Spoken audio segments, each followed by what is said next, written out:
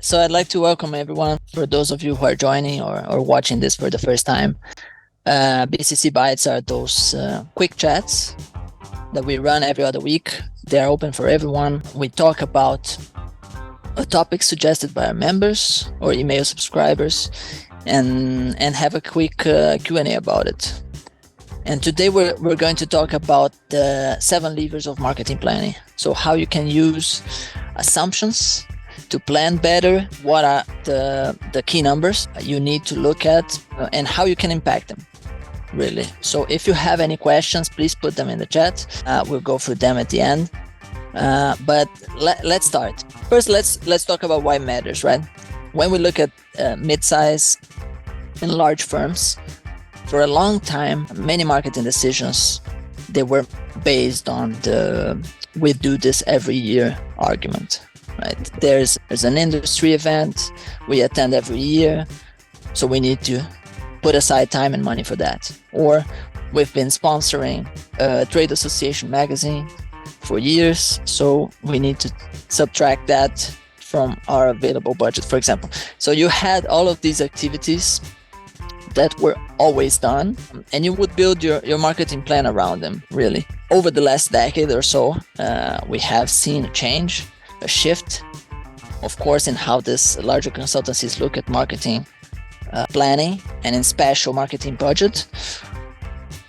Instead of asking what do we do every year, partners started asking, okay, if we spend X on this marketing initiative, what can I expect in return? They started to look at ROI, and this was part of a big process of professionalization of marketing, of the marketing department. Now, this is the story for mid-size or large firms. Almost all of you who are here, you are running either solo or micro consultancies, right? Maybe you're on your own, maybe you have 1 or 2 assistants to help. Apart from some new faces here, the partners with the largest consultancies I see here, they have a team of 8 to 10 people maybe. So what happens when we look at those of us who run smaller consultancies? And the truth is, the vast majority of us never made that leap. Partners don't know what an effective marketing plan is. They don't know their numbers, and this means most of your time and money, the time and money you invest in marketing, is wasted. Now, what happens is that several consultancy founders and partners still see a marketing plan as an optional thing. They imagine it's nice to have, like a formal document that have little practical value. So before talking about the 7 levers of marketing planning, I listed some of the practical, concrete problems that a good marketing plan solve. So they include all of these. Not doing any marketing because you don't know where to start. Banning on marketing activities that don't generate a positive return on investment. Having unrealistic expectations for which marketing initiatives can produce results. And by this I mean being overly optimistic with your tactics, right? Expecting too much. Not sustaining marketing implementation over time. So giving up of initiatives and activities too soon, relying on one single tactic or activity to market your practice, poor implementation, so creating poor marketing messaging, low performing campaign, etc. These are some of the problems that a good marketing plan solve. It solves all of this, actually. Now, I want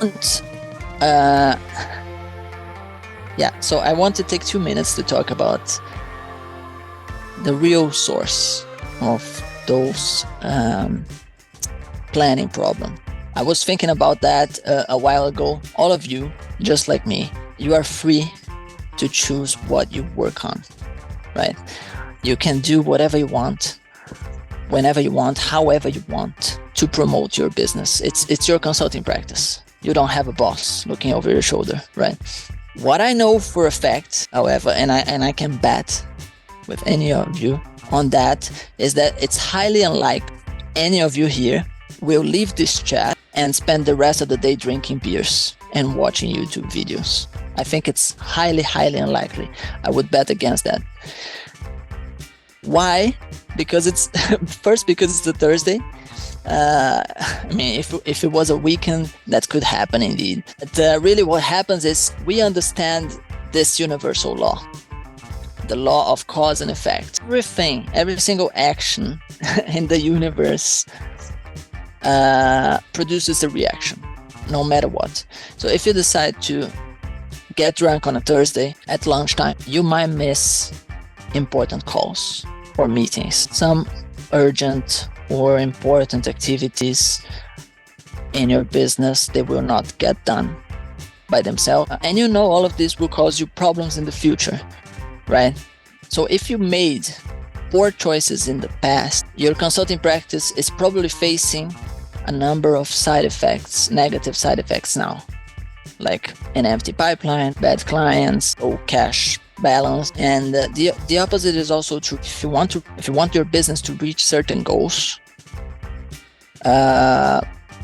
you will probably need to execute certain actions that will likely produce those desired outcomes. This is obvious. The law of cause and effect. Now, my question for you is, why do we become so overwhelmed with our business then? Why do we multitask, or we jump from activity to activity? We give up initiatives too soon. Why do we insist working longer hours or adding things to our to-do list when it's obvious that doing more of the wrong things won't help? Why? This is due to a lack of clarity, really, which is the point of planning. When we're lost in our thoughts, it's impossible to see how our past actions created the situation we're in, right? Also, what we need to avoid doing now to reach our future goals. I bet that at least some of you can't even define what your goals are, right? Or what's the consulting business that you want to build. So it's a problem of clarity, really. And the fastest solution to that is simple. What's the one thing that is universally clear and everyone in the world can understand? Numbers, right? Everybody knows how to count. The numbers don't lie. So my question to you, and I think we should always ask ourselves here, do you know your numbers? Do I know my numbers, my important numbers? Do you know what's your revenue? What's your fixed costs? Do you know your marketing and sales numbers? How many leads, appointments, opportunities, proposals you sent this month, this year? Do you know how many key relationships haven't heard from you in a while? Do you know how many relationships can you realistically nurture every month? How many people can you actually stay in touch personally? These are all numbers. Your goals, they need to be quantified. Your KPIs, they need to be quantified. Now, I'm not arguing for a 100% data-driven approach, and I know that this sounds cold and robotic. Okay, I need to quantify everything. But the actual effect, when you start to put things into numbers, is the opposite. The more clarity you have around those things, around those activities, what you want to reach and what you're doing now, the better you will perform. You will start doing more of what matters. You stop working on things that don't move the needle because you're measuring them. You will spot problems along the way so you can correct course quicker. What I'm saying here, before we get into the actual planning topic, is intuition has its place in time. But if you really want to reduce overwhelm, if you really want to increase marketing effectiveness, you need to study the numbers that are required to grow your business. This is the number one objective of your marketing plan. Right? Now, look at this example here. This is an extremely simplified example. So these are the assumptions. So your targeting and positioning decisions they provided you with a list of 1,000 potential prospective organizations with whom you would like to work with. During, let's say, a period of a year, you implement a number of marketing campaigns, lead gen, demand gen campaigns, and they provide you with 60 leads, 6% of 1,000. Of those leads, 30% of them, so 80, turn into real opportunities where you are having multiple conversations with people who are interested and able to hire your services, okay? And of those, you close a third of them. So that gives you 6 clients. Again, this is the simplest illustration I could find. Let's not get into this discussion of how this needs to be adapted to how consulting clients buy, because it's not a linear process. Let's not get into discussion of how you can define what a lead is or how many stages a pipeline has. What I want to show you here is that when you combine those numbers, any numbers, these ones, your average revenue per client, your retention rate, revenue growth per retained client by year, you can calculate how much a lead, a conversation, an opportunity, a proposal are worth for your consultancy and how much they actually costed in your campaign. And this is what allows you to allocate the time and money you invest in marketing wisely. With those numbers, for example, the campaign you ran added $24,000 over a 3-year period. Now, it doesn't matter. These numbers are examples. It doesn't matter what's your average revenue per client, what's your marketing budget. It doesn't matter if it's $1,500 or $10,000 a month, your marketing budget, or if you're doing everything yourself or with the help of an assistant. It doesn't matter. Investing time, energy, and money without having a clear idea of, okay, how many leads or opportunities I want to add to my pipeline, using this example, it makes no sense. If you don't know your numbers, how are you going to improve? The goal is to improve the way you market your consultancy, right? So you need numbers. You need some kind of numbers. And what this allows you also is to play with the assumptions, right? So what will happen if, for example, the target to lead ratio here moved from 6 to 10%, or if we increase client retention from 50 to 70%, or the average revenue per client? I mean, a change in any of these will directly affect your top line, the revenue added to your consultancy, right? And this is, again, a simplification. Let's say, for example, and I know it's the case of many of you, you get a lot of referrals from existing clients. Client referrals is an important source of new leads for you, okay? If that's the case, every new client you win will also have a positive impact on your lead gen numbers, right? So you start to map what impacts what. And this leads us to the core of our chat here. What are those levers? What are the key KPIs that matter the most for your marketing planning? Boiling it down, it comes down to 7 numbers here. Number and our quality of targets, number of active leads, number of opportunities, your conversion rate of opportunities to clients, revenue per client, revenue retention, and your total marketing investment. Whatever you choose to do in marketing and business development should be, let's say, plotted against those levers. Any activity, any tactic, any campaign you implement that doesn't improve at least one of those 6 here, or prevent them from falling, should not be done in the first place. This last one, the 7 levers, the total marketing investment, it's not only a lever, but it's a constraint, right? And I'll talk about that in the end.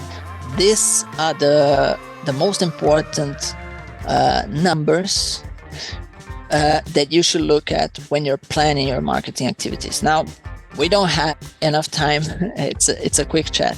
We don't have enough time to get into details of each one of those levers. What I'll do is I'll quickly list a few activities or paths that you could pursue to move each one of those levers in the right direction, right? Let's start with the first one.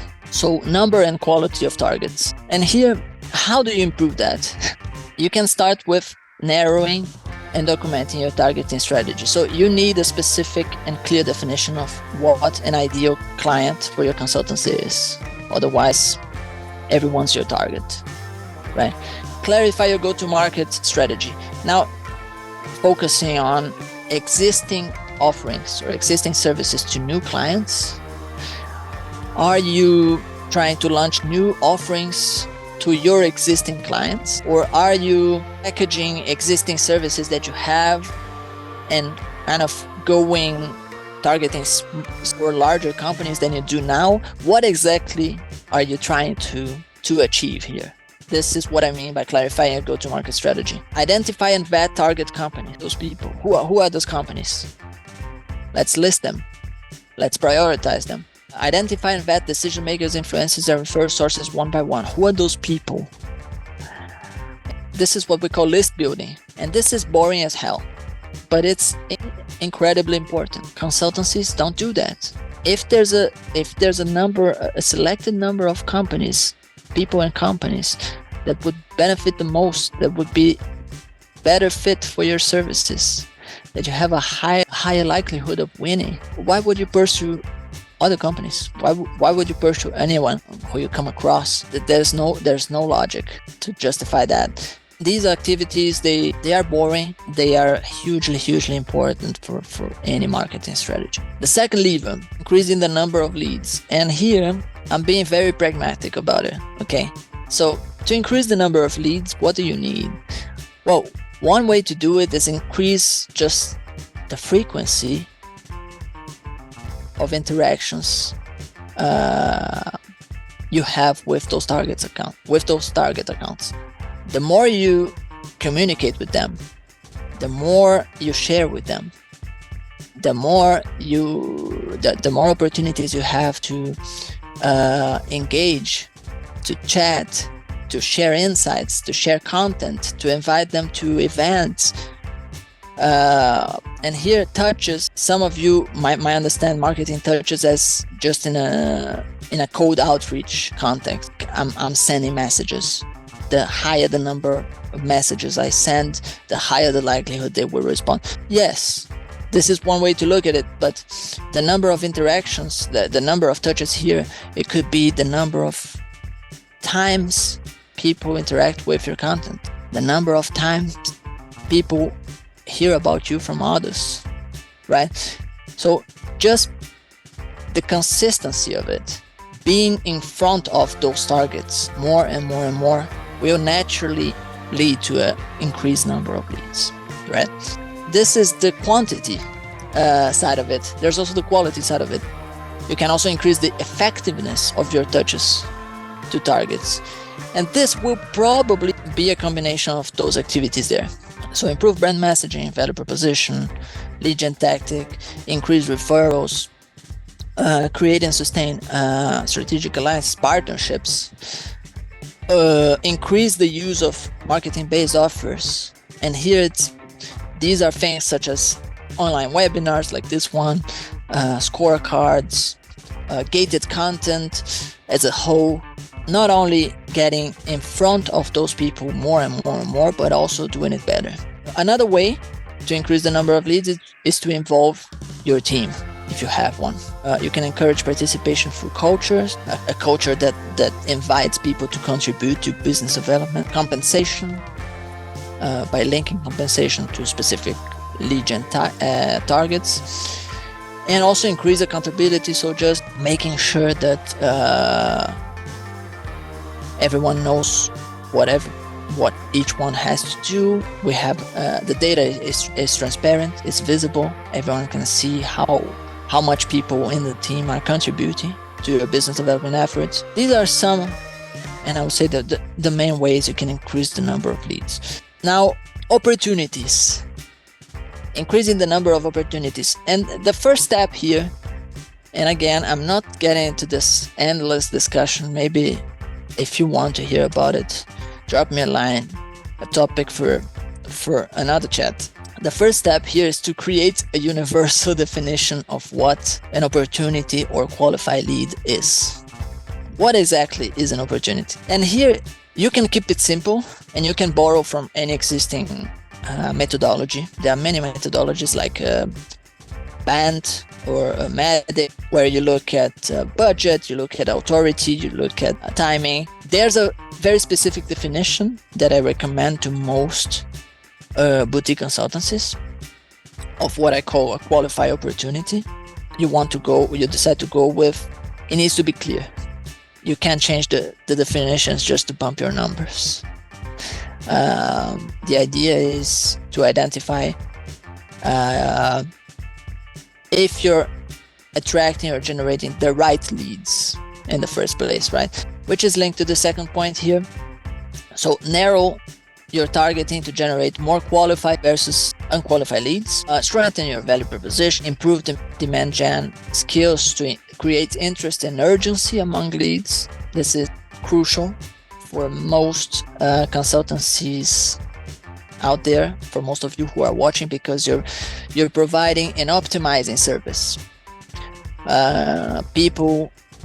There's not a lot of urgency linked to hiring your services, right?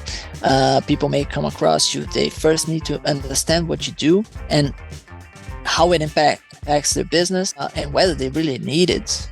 Sometimes the timing is not right. So you need to have a toolkit. You need to create this capability to generate interest, generate curiosity, and also urgency among your leads. This is how you increase the number of opportunities. So you're making the best out of the leads you have.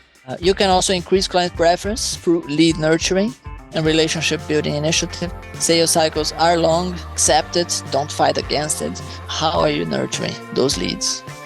They might not be able to hire your services now. It might not be a good timing for them to engage with you now. If you stay top of mind, they will come back. You will have client preference. The fourth marketing lever, that would be the percentage of qualified leads converted to clients. So it's a conversion rate. And here, this number, it actually summarizes everything that happens in the BD, in the business development part of the sales cycle, so to say. So you can strengthen your value proposition. The bigger is the promise of value to be delivered, the more people will be interested in engaging with you. You can review and improve your offering mix, service packaging. Sometimes you have services that deliver results. You have services that are commercially interesting. They need a new packaging. They need to be structured in a different way. They can be combined with value-added activity. So just taking a look at them, viewing how your offerings are structured will naturally lead to a better conversion rate. Improve sales processes and skills. And here we include, for example, consultative conversations, your ability to perform effective discovery, your ability to put together and present solutions, your ability to gain sales commitments, really. We're talking about sales skills. And you can also increase client preference through brand management and relationship building initiatives. The quality of the relationship, or the depth of the relationship with the buyer, is not the number one selection criteria among consulting clients, but it can tip the scale. Of course, taking a look at this, it will provide you with some insight on how to improve your conversion rate, how to improve your sales process. Next one, revenue per client. Here, the easiest and fastest way, not the easiest, but the fastest way to increase revenue per client, of course, is to improve your pricing model or strategy. Why? Because it's done immediately. There's little implement. You can just bump your prices, and from one day to the other, yes, I have a higher revenue per client. Now, of course, you need to justify your fees. That's why you need to combine those efforts. A narrower positioning, so moving upstream, doing less implementation, more strategic guidance. Review and improve your offering mix. Again, increase focus on upselling, cross-selling existing clients. To increase revenue per client, we're not only talking about increasing the specific price of your individual services, but also the lifestyle, the client lifetime value. If you create and incentivize multiple purchases, you create a ladder, you have multiple offerings, existing clients someday can hire from time to time, or you have retainers, whatever it is, you're extending the lifetime value, and you're increasing revenue per client. Strengthen your value propositions, helping clients measure value added and impact of engagement. I wrote about enhancing client value perceived in the last newsletter edition. So if you want to read more about it, feel free to check on the website. We wrote about this quality value gap in consulting and why it's important for you to educate your existing clients on how much value you're actually adding. Stop or reduce discounting. And here, consultancy partners, they highly underestimate how much discounting fees hurt. So let's say, and it's easy to illustrate that. Let's say you have a small practice, 40% margins. If you always give a 15% discount to close projects and you stop doing that, your profit will grow more than 50%. So a 15% discount reduces your total profit in 50%. For those of you who are interested in this, we will have a BCC Bites on this topic in October. We call it Alternatives to Discounting, and it's happening on the 26th of October. So I'll share the link to register with the recording of today's chat, and we'll talk a bit about what the options that you have, what are the alternatives you have to avoid giving financial discount to win client preference, to win projects. Finally, increase revenue retention. You can improve the way you communicate the results deliver, and you can improve the client experience. I always refer to this 50-50 rule. You should dedicate 50% of your attention to the results that you're delivering and 50% to how you're delivering them.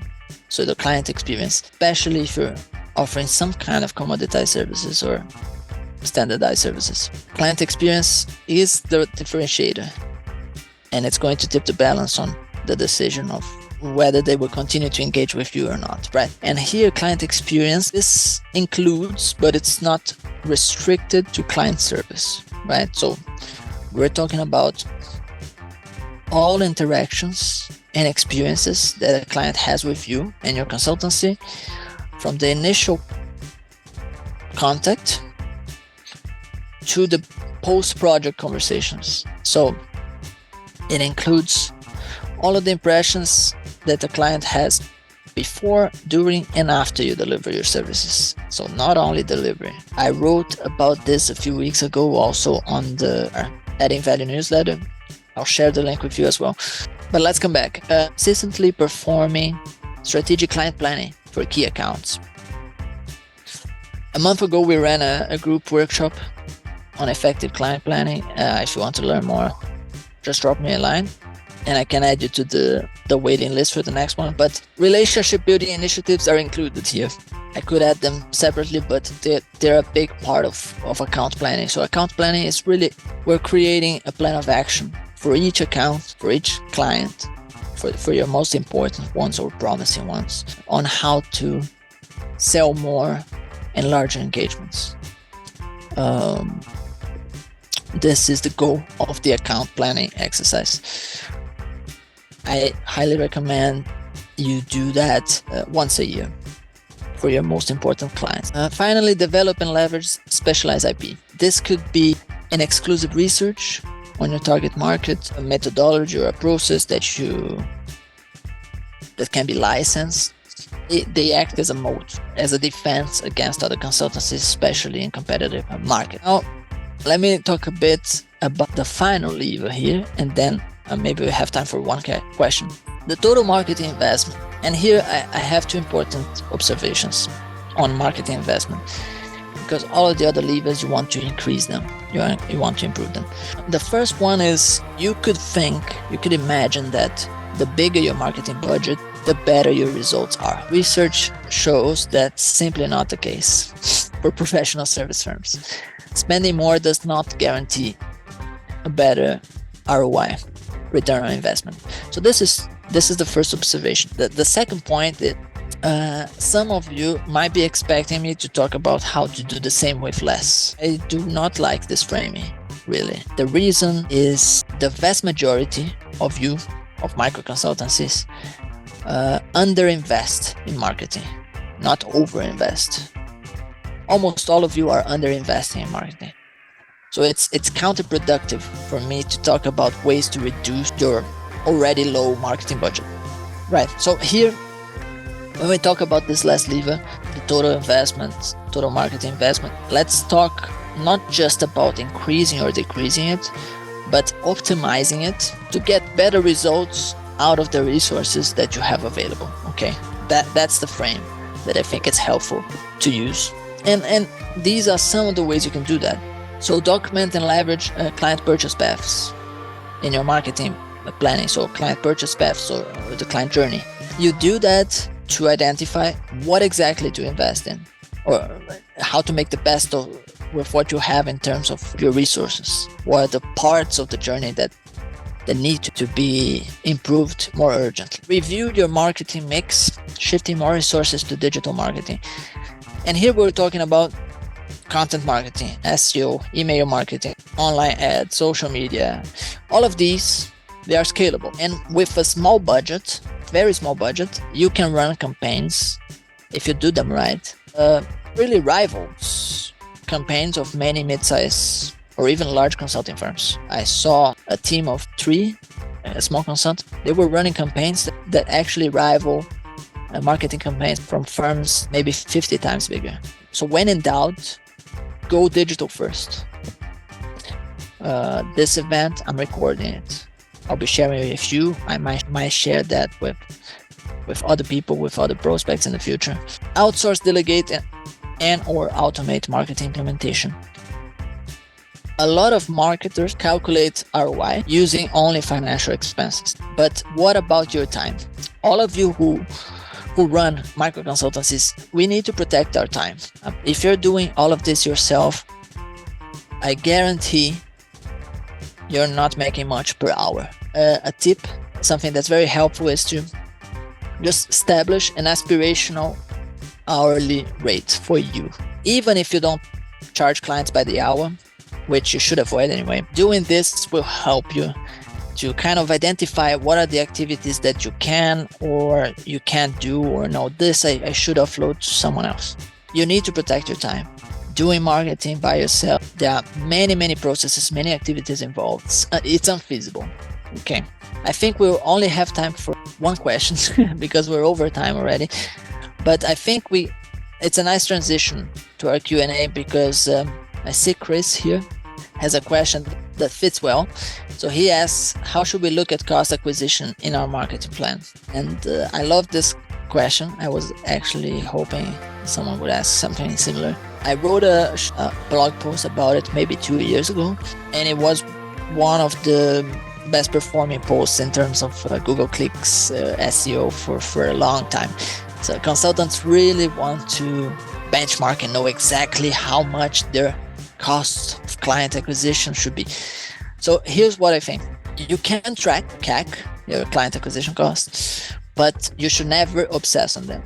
And as a matter of fact, having a higher cost of client acquisition sometimes means you're doing things right. This is kind of contrarian, but if we listen to B2B marketing advice, especially coming from SaaS or the tech industry, reducing CAC would be included as one of the levers.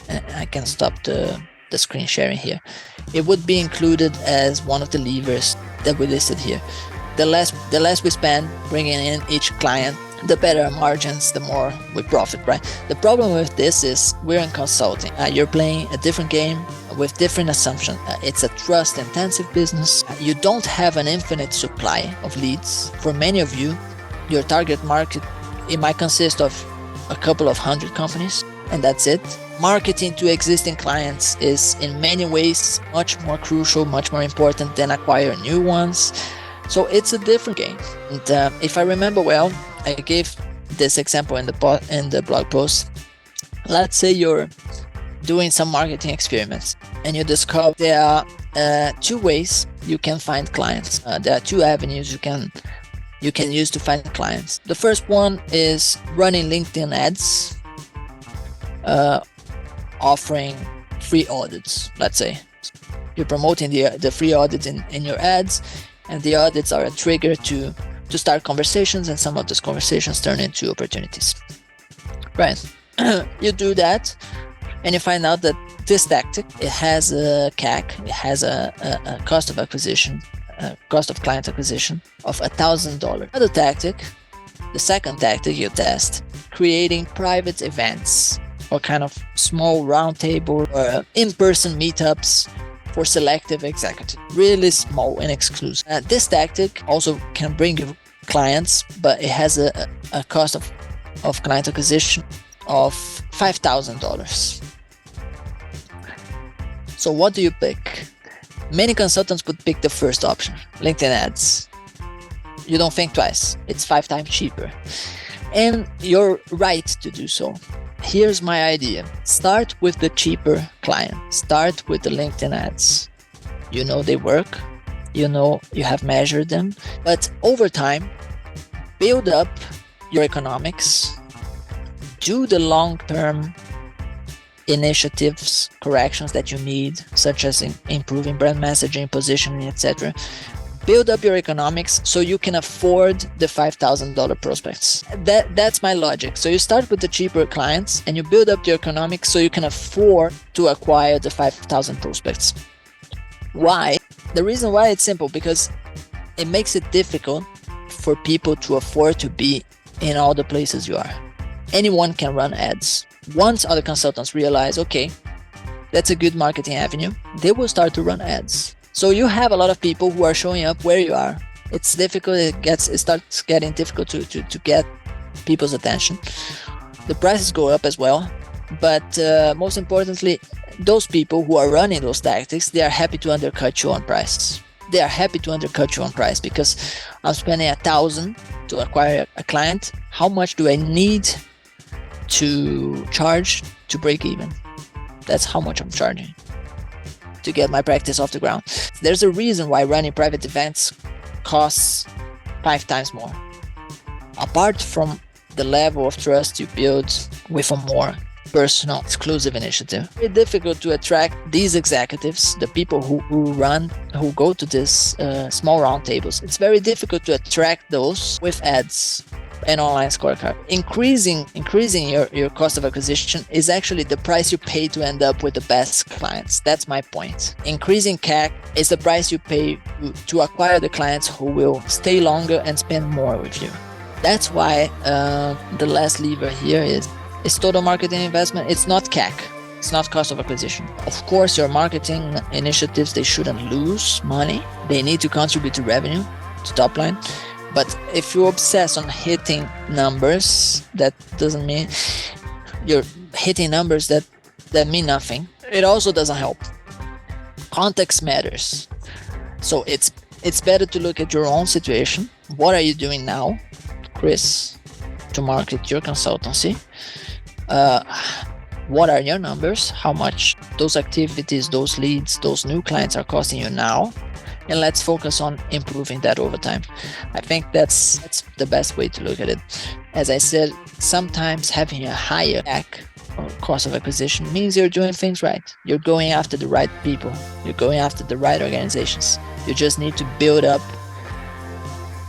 your capabilities, your offerings, the rest, your economics to be able to afford those people. Right. That's it, folks. We went over time. I want to thank you all for joining. The next BCC Bites will be in 2 weeks' time. So on the 31st August. And we're going to talk about self-management for solo consultants. So super important topic, super interesting topic for all of you who are solo consultants or solo advisors. I'll present some ideas for you to kind of better structure your work habits. If you know someone, if you know solo consultants, solo advisors who might be interesting, feel free to share the link. But that was it. Stay safe. Wish you all a great end